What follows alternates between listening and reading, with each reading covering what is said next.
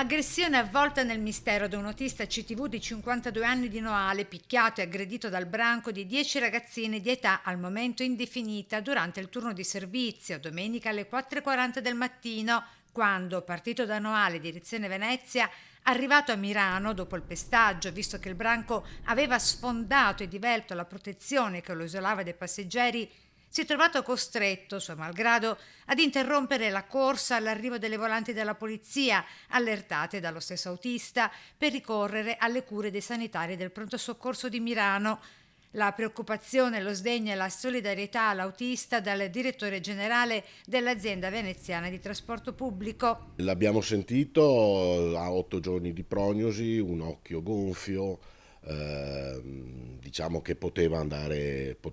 peggio. Al vaglio della questura, dove l'autista sporto denuncia i filmati delle telecamere, stando a fonti investigative di alcuni passeggeri che pare abbiano registrato la violenta aggressione con il telefonino. Sembrano molto chiari questi filmati, per cui io